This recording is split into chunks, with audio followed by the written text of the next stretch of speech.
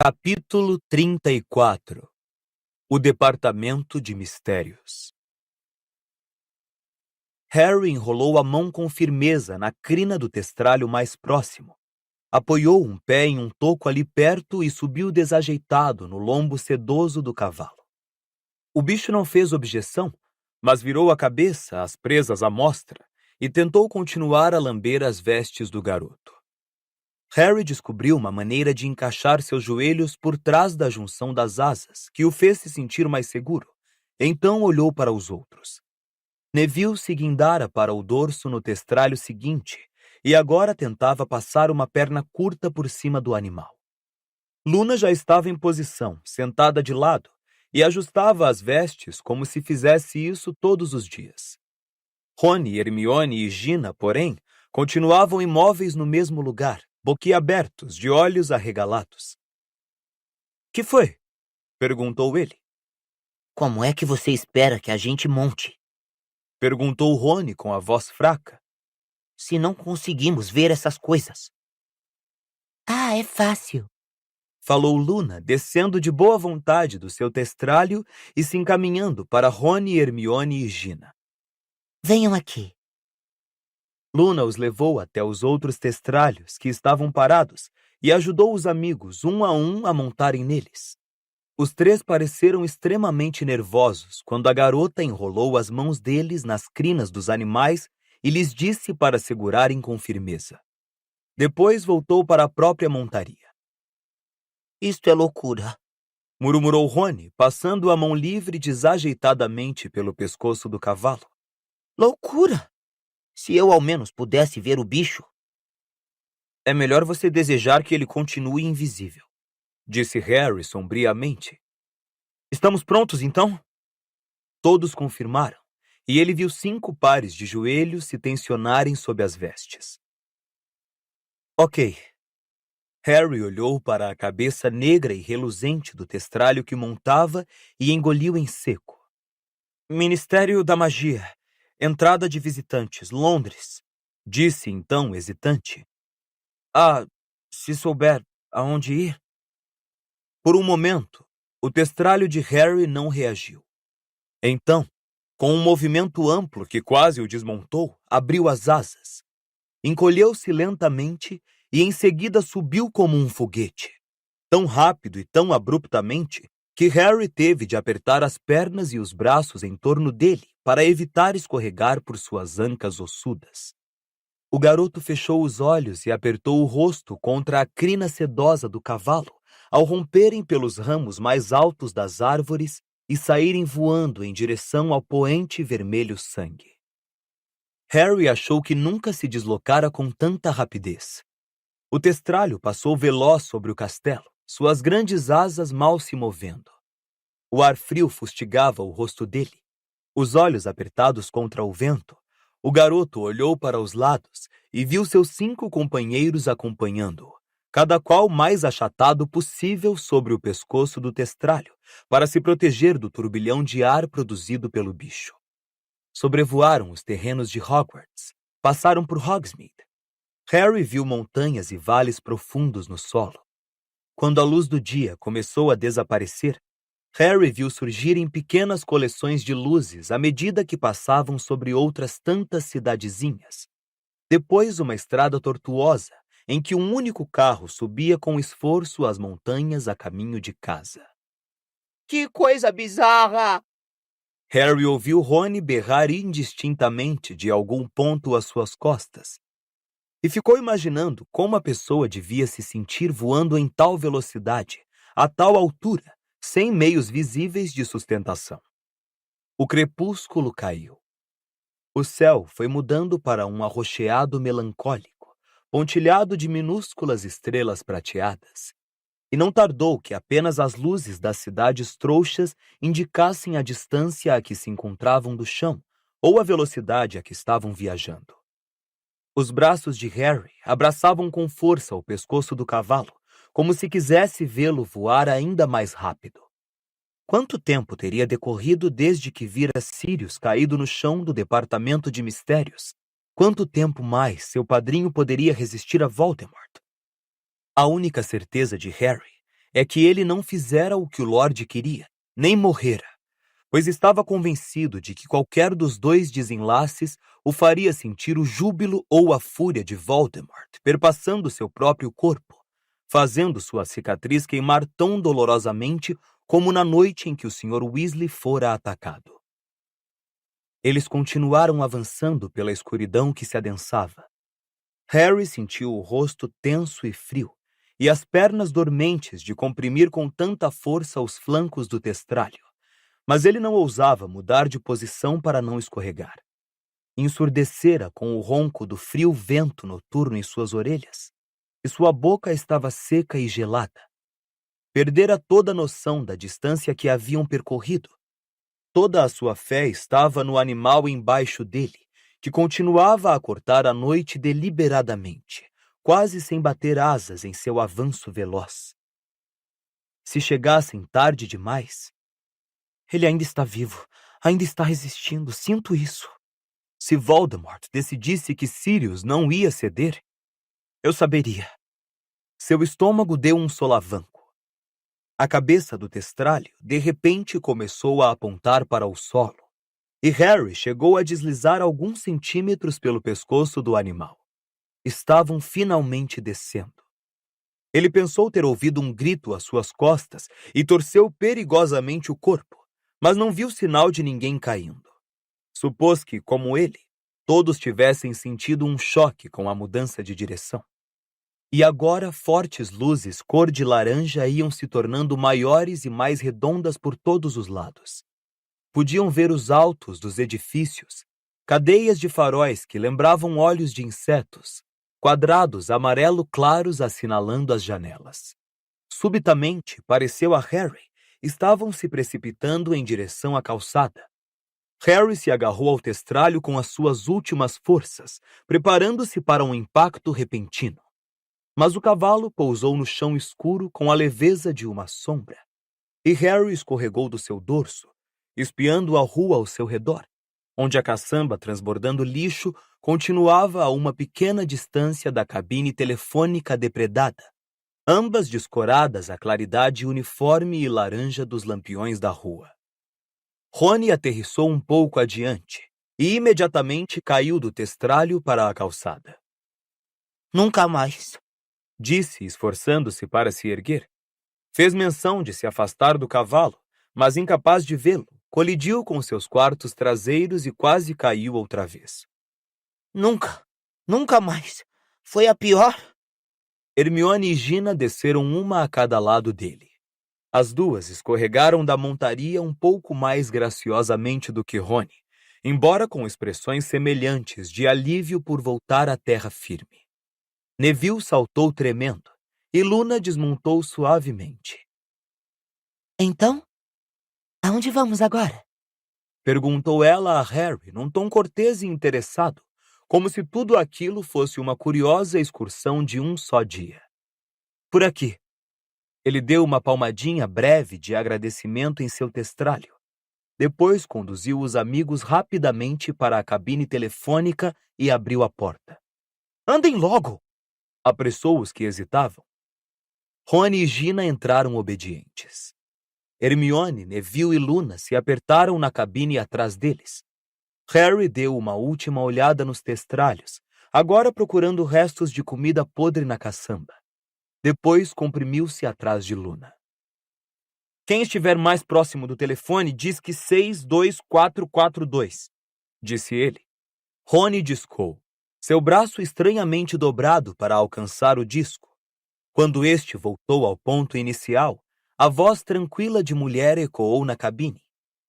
Bem-vindos ao Ministério da Magia. Por favor, informem seus nomes e o objetivo da visita. Harry Potter, Rony Weasley, Hermione Granger, disse Harry imediatamente. Gina Weasley, Neville Longbottom, Luna Lovegood. Estamos aqui para salvar a vida de alguém, a não ser que o seu ministério possa fazer isso primeiro. Obrigada, disse a voz tranquila. Visitantes, por favor, apanhem os crachás e o prendam no peito das vestes. Meia dúzia de crachás saíram da fenda de devolução de moedas. Hermione recolheu-os e os entregou em silêncio a Harry por cima da cabeça de Gina. Ele olhou-o de cima. Harry Potter, missão de salvamento. Visitantes ao ministério, os senhores devem se submeter a uma revista e apresentar suas varinhas para registro na mesa da segurança, localizada ao fundo do átrio. Ótimo! Exclamou Harry em voz alta, sentindo a cicatriz dar mais uma fisgada. Agora podemos descer? O piso da cabine estremeceu e a calçada se elevou, passando por suas vidraças. Os testralhos que catavam restos foram desaparecendo de vista. A escuridão se fechou sobre as cabeças dos garotos, e com um ruído surdo de trituração, eles desceram às profundezas do Ministério da Magia. Uma réstia de suave luz dourada iluminou seus pés e ampliou-se para os seus corpos. Harry dobrou os joelhos e empunhou sua varinha da melhor maneira que pôde em condições tão exíguas, espiando pelo vidro a ver se alguém os esperava no átrio. Mas o local parecia completamente deserto. A luz estava mais fraca do que de dia. Não havia lareiras acesas sob os consoles engastados nas paredes, mas à medida que o elevador foi parando suavemente, ele observou que os símbolos dourados continuavam a se mover sinuosamente no escuro teto azul. O Ministério da Magia deseja aos senhores uma noite agradável, disse a voz de mulher. A porta da cabine telefônica se escancarou. Harry saiu tropeçando, seguido por Neville e Luna. O único som no átrio era a torrente contínua de água na fonte dourada, que jorrava das varinhas da bruxa e do bruxo, da ponta da flecha do centauro, do gorro do duende e das orelhas dos elfos domésticos para o tanque ao redor. Vamos, disse Harry baixinho, e os 6 saíram correndo pelo saguão, Harry à frente. Passaram pela fonte e se dirigiram à mesa onde o bruxo vigia, que pesara a varinha de Harry, se sentara, e que agora estava deserta. Harry tinha certeza de que devia haver um segurança ali. Certamente sua ausência era um mau sinal, e seu pressentimento se intensificou quando cruzaram os portões dourados para o elevador. Ele apertou o botão de descida mais próximo, e um elevador apareceu com um enorme ruído, quase imediatamente. As grades douradas se abriram, produzindo um grande eco metálico, e eles embarcaram depressa. Harry apertou o botão de número 9. As grades se fecharam com estrépito e o elevador começou a descer, balançando com grande ruído. Harry não percebera como esses elevadores eram barulhentos no dia em que viera com o Sr. Weasley. Tinha certeza de que despertariam cada segurança no edifício. Porém, quando o elevador parou, a voz tranquila de mulher anunciou: Departamento de Mistérios. E as grades se abriram. Eles saíram para o corredor onde nada se movia, exceto as chamas dos archotes mais próximos, bruxuleando na corrente de ar produzida pelo elevador. Harry se virou para a porta preta e simples. Depois de sonhar meses com essa imagem, ele finalmente estava ali. Vamos, sussurrou, e saiu à frente pelo corredor, Luna logo atrás, olhando para tudo com a boca ligeiramente aberta. Ok, ouçam, disse Harry, parando outra vez a menos de 2 metros da porta. Talvez umas 2 pessoas devessem ficar aqui para vigiar e... E como é que vamos avisar se tiver alguma coisa vindo?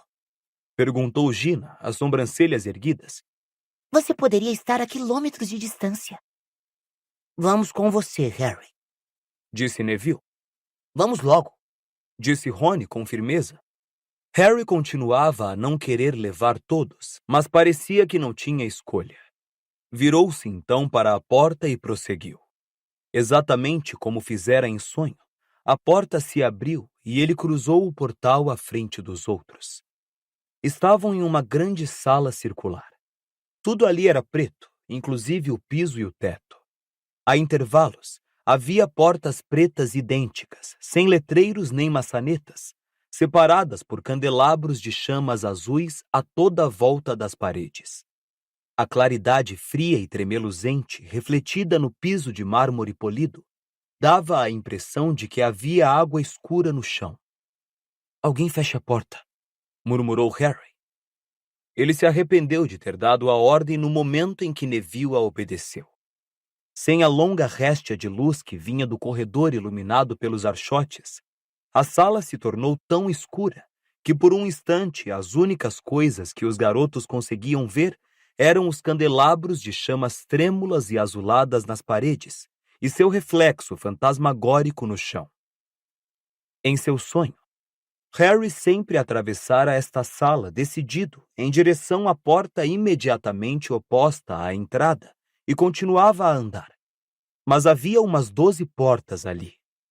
Enquanto estava olhando para as portas de fronte, tentando resolver qual seria a certa, ouviu-se um ribombar prolongado e as velas começaram a se deslocar para o lado.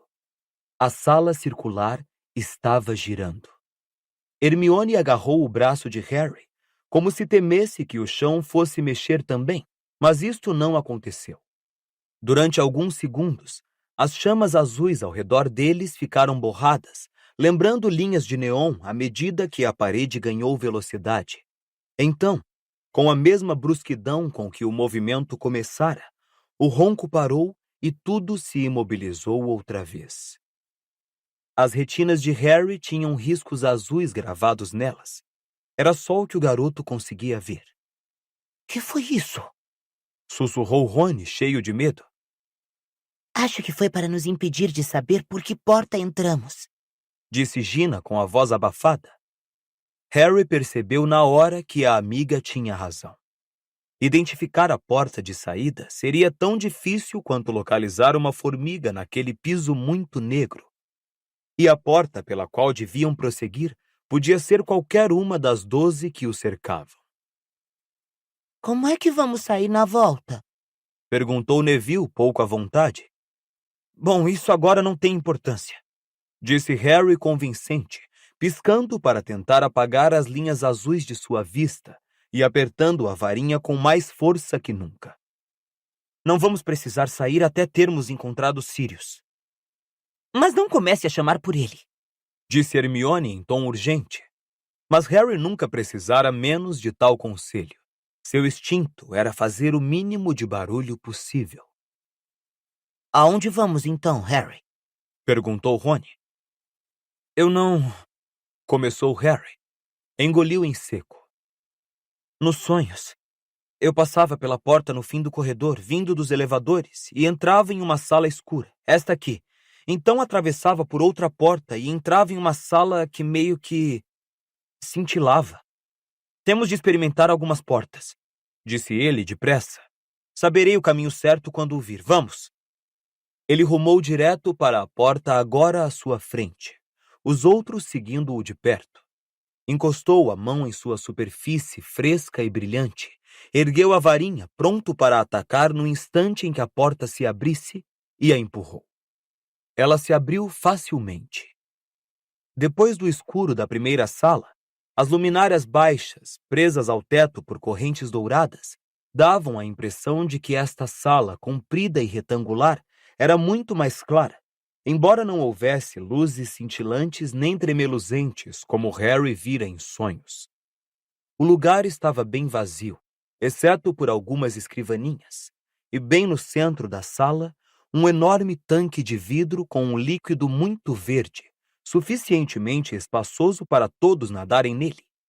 Vários objetos branco-pérola flutuavam nele lentamente. Que coisas são essas? Sussurrou Rony. Não sei, respondeu Harry. São peixes? Murmurou Gina.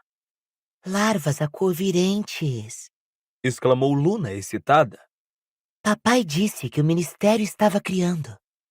Não, Disse Hermione. Sua voz estava estranha. Ela se aproximou para espiar pelo lado do tanque. são cérebros. Cérebros? É. Que será que estão fazendo com eles? Harry foi até junto do tanque. Sem a menor dúvida, não podia haver engano agora que os via de perto. Tremeluzindo fantasmagoricamente, os cérebros apareciam e desapareciam flutuando nas profundezas do líquido verde, lembrando couves-flores lodosas. Vamos embora daqui, disse Harry. Não é a sala certa. Precisamos experimentar outra porta. Há portas aqui também, Disse Rony, apontando para as paredes. Harry se sentiu desanimar. Que tamanho tinha esse lugar? No meu sonho, eu atravessava aquela sala escura e em seguida outra. Acho que devíamos voltar e tentar novamente de lá. Então eles voltaram depressa à sala escura e circular. As sombras fantasmais dos cérebros agora nadavam diante dos olhos de Harry, no lugar das chamas azuis das velas. Esperem! Disse Hermione enérgica, quando Luna fez menção de fechar a porta da sala dos cérebros às costas deles. Flagrate! Ela fez um desenho no ar com a varinha e um X de fogo apareceu na porta. Mal a porta acabara de se fechar com um estalido, ouviu-se um grande ronco e mais uma vez a parede começou a girar muito rápido. Mas agora havia um borrão vermelho e ouro no meio do azul pálido, e quando tudo tornou a parar, a cruz de fogo ainda ardia, mostrando a porta que eles já haviam experimentado. Bem pensado, disse Harry. Ok, vamos experimentar esta aqui.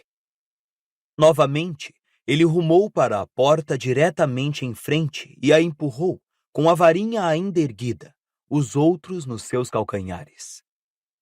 Esta sala era maior do que a anterior, fracamente iluminada e retangular, e seu centro era afundado, formando um grande poço de pedra com mais de 5 metros de profundidade.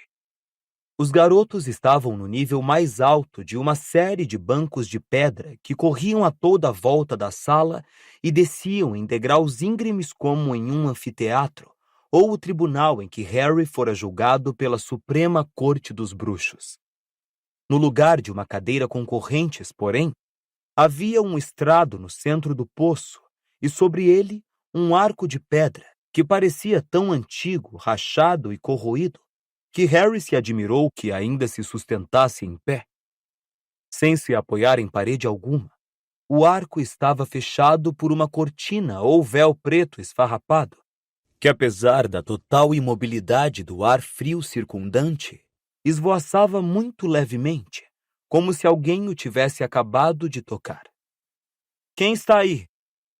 Perguntou Harry, saltando para o banco abaixo. Não houve resposta, mas o véu continuou a esvoaçar e balançar. Cuidado! Sussurrou Hermione. Harry desceu depressa pelos bancos, um a um, até chegar ao fundo de pedra do poço. Seus passos ecoaram fortemente quando se encaminhou devagar para o estrado. O arco pontiagudo parecia muito mais alto de onde ele estava agora do que quando o contemplara do alto. O véu continuava a balançar suavemente, como se alguém tivesse acabado de passar. Sirius! Harry tornou a chamar, mas em voz mais baixa agora que estava mais próximo. Tinha a estranha sensação de que havia alguém parado além do véu do outro lado do arco. Apertando com força a varinha na mão, ele contornou o estrado, mas não havia ninguém. Só o que via era o outro lado do véu preto e esfarrapado. Vamos embora! Chamou Hermione do meio da escadaria. Não é a sala certa, Harry. Anda, vamos logo! Ela parecia amedrontada, muito mais do que estivera na sala onde os cérebros flutuavam, mas Harry achou que o arco possuía uma certa beleza, por mais velho que fosse. O véu ondulando suavemente o intrigava. Ele sentiu um forte impulso de subir no estrado e atravessá-lo. Harry, vamos embora, ok? Insistiu Hermione com maior veemência. Ok, respondeu ele, mas não se mexeu. Acabara de ouvir alguma coisa. Sussurros fracos, sons de murmúrios vinham do outro lado do véu. Que é que você está dizendo? Perguntou ele muito alto, fazendo suas palavras ecoarem pelos bancos de pedra. Ninguém está falando, Harry, disse Hermione, agora se aproximando. Alguém está sussurrando ali atrás, disse ele, fugindo do alcance de Hermione e continuando a franzir a testa para o véu. É você, Rony? Estou aqui, cara. Disse Rony, aparecendo do outro lado do arco. Ninguém mais está ouvindo? Perguntou Harry, porque os sussurros e murmúrios estavam se tornando mais altos. Sem ter intenção de pisar ali, ele viu que seu pé estava em cima do estrado. Eu também estou ouvindo. Cochichou Luna, reunindo-se a eles pela lateral do arco e observando o véu ondular. Tem gente aí dentro. O que é que você quer dizer com esse aí dentro? Hermione exigiu saber, saltando do último degrau e parecendo muito mais zangada do que a ocasião exigia. Não tem ninguém aí dentro. É apenas um arco. Não tem espaço para ninguém dentro dele. Harry, pare com isso. Vamos embora. Ela o agarrou pelo braço, mas ele resistiu. Harry, a gente veio aqui por causa dos Sirius, disse ela com a voz tensa e aguda. Sirius, repetiu Harry, ainda fitando hipnotizado o véu que balançava sem parar. Alguma coisa finalmente voltou ao lugar em seu cérebro. Sirius, capturado, amarrado e torturado, e ele ali olhando para esse arco. Harry se afastou vários passos do estrado e desviou com esforço o olhar do véu. Vamos, disse. É isso que estive tentando. Bom, vamos então, falou Hermione e saiu à frente, contornando o estrado. Do outro lado, Gina e Neville estavam parados olhando o véu também, aparentemente em transe. Sem falar, Hermione segurou o braço de Gina e Rony o de Neville, e eles conduziram os amigos com firmeza ao primeiro banco de pedra e subiram em direção à porta. Que é que você acha que aquele arco era? Perguntou Harry a Hermione quando chegaram à sala circular e escura. Não sei, mas fosse o que fosse, era perigoso, afirmou ela, marcando a porta com uma cruz de fogo. Mais uma vez, a parede girou e parou. Harry se dirigiu a mais uma porta ao acaso e a empurrou. Ela não cedeu. Que foi? Perguntou Hermione. Está trancada, disse Harry, jogando o peso contra a porta, mas ela não se moveu. Então é essa, não é? Disse Rony excitado, juntando-se a Harry na tentativa de forçar a porta a abrir.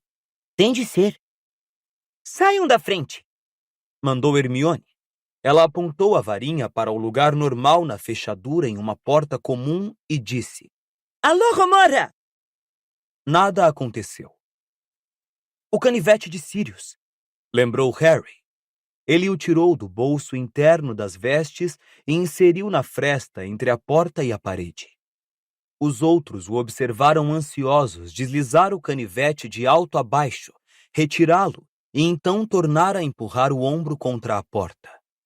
Ela continuou tão fechada quanto antes. E mais ainda, quando Harry olhou para o canivete, viu que a lâmina derretera. Certo, vamos sair dessa sala, disse Hermione decidida. Mas e se for a tal? Perguntou Rony, olhando-a ao mesmo tempo com apreensão e desejo. Não pode ser. Harry passou por todas as portas em sonho, disse Hermione, marcando a porta com outra cruz de fogo, enquanto Harry repunha no bolso o canivete inutilizado do padrinho. Você sabe o que poderia haver aí dentro? Perguntou Luna ansiosa, quando a parede recomeçou a girar mais uma vez. Alguma coisa estridulosa, com certeza, disse Hermione baixinho, e Neville soltou uma risadinha nervosa. A parede foi parando, e Harry, com uma sensação de crescente desespero, empurrou a porta seguinte. É essa!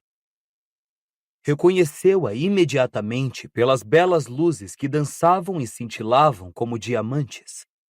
Quando os olhos de Harry se acostumaram à claridade intensa, ele viu relógios refulgindo em cada superfície.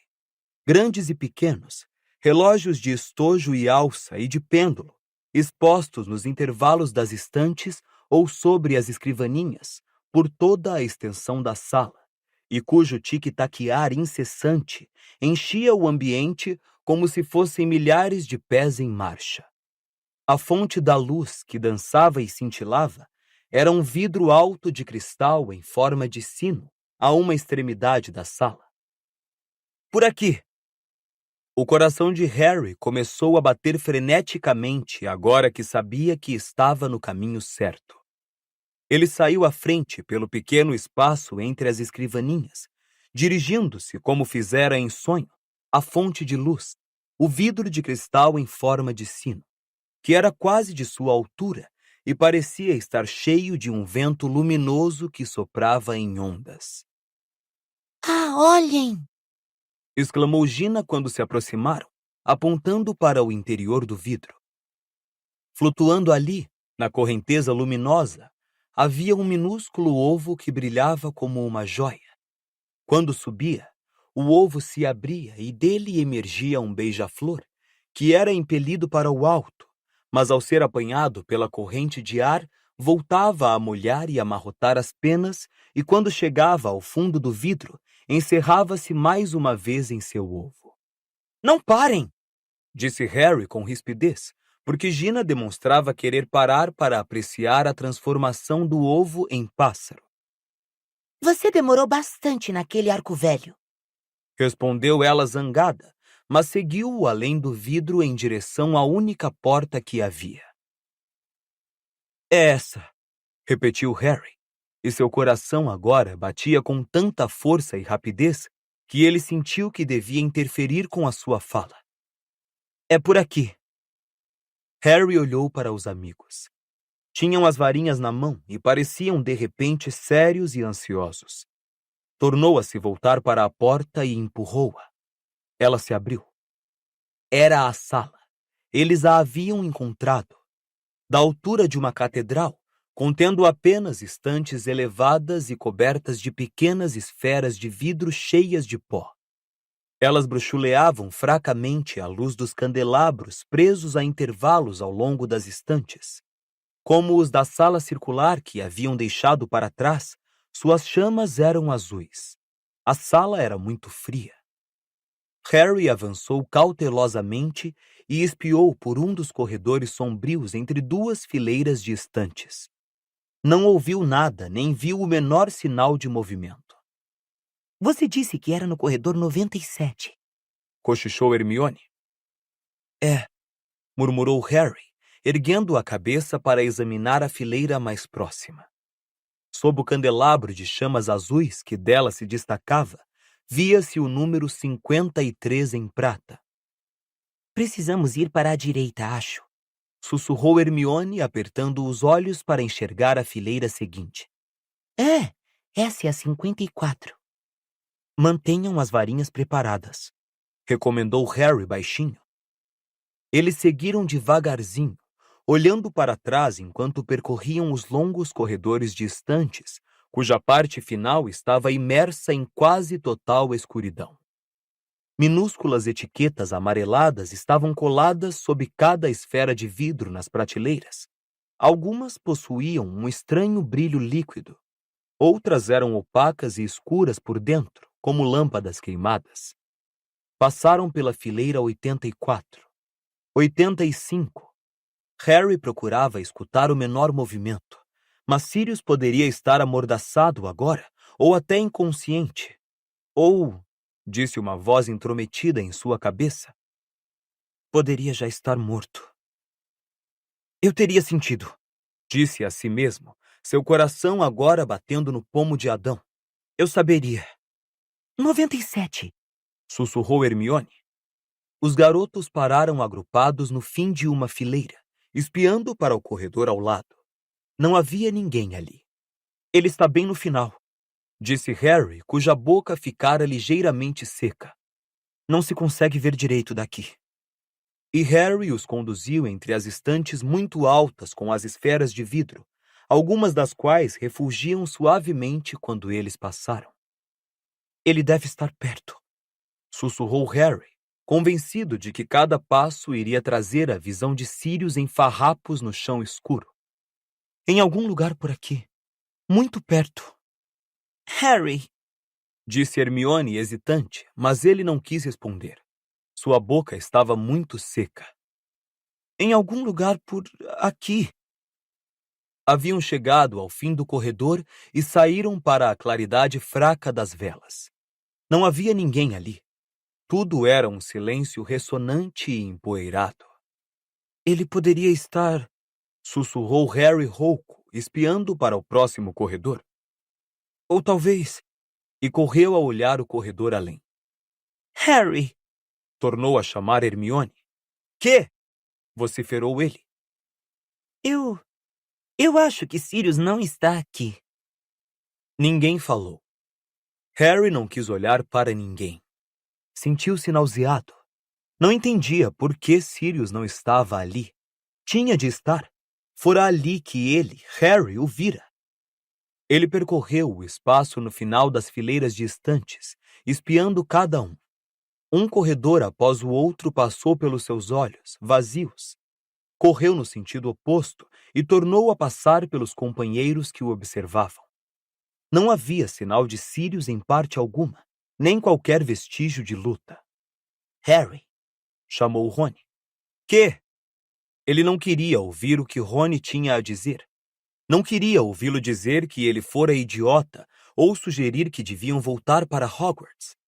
Mas o calor começou a subir para o seu rosto, e Harry sentiu que gostaria de se esconder ali no escuro por um bom tempo, antes de encarar a claridade do átrio acima e os olhares acusadores dos outros. Você viu isso? Perguntou Rony. Que? Disse Harry, mas desta vez ansioso. Tinha de ser um sinal de que Sirius estivera ali, uma pista. Ele voltou ao lugar em que seus amigos estavam parados, um pouco adiante da fileira 97, mas não encontrou nada, exceto Rony olhando para uma das esferas empoeiradas na prateleira. Que? Repetiu Harry, mal-humorado. Tem o seu nome escrito aqui, Disse Rony. Harry se aproximou um pouco mais.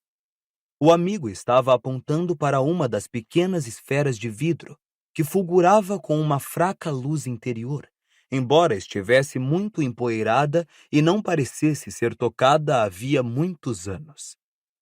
Meu nome? Disse Harry sem entender. Ele se adiantou.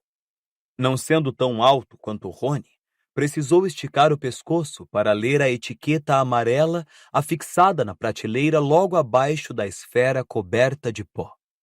Em letra garranchosa, havia escrita uma data há 16 anos, e embaixo, SPT para APWBD, Lorde das Trevas e Harry Potter. Harry arregalou os olhos. Que é isso? Perguntou Rony, parecendo nervoso. Que é que o seu nome está fazendo aqui? Rony correu o olhar pelas outras etiquetas naquela prateleira. Eu não estou aqui. Disse ele, perplexo. Nenhum de nós está. Harry, acho que você não devia tocar nisso. Disse Hermione enérgica quando o garoto esticou a mão. Por que não? Disse ele. É alguma coisa ligada a mim, não é? Não, Harry. Disse Neville repentinamente. Harry olhou para o amigo. O suor brilhava levemente no seu rosto redondo e dava a impressão de que não podia aguentar mais tanto suspense. Tem o meu nome nela, disse Harry. E sentindo-se um pouco mais afoito, ele fechou os dedos em torno da superfície empoeirada da peça. Esperava que fosse fria, mas não. Ao contrário, parecia que estivera no sol durante horas, como se o seu fulgor interno a aquecesse.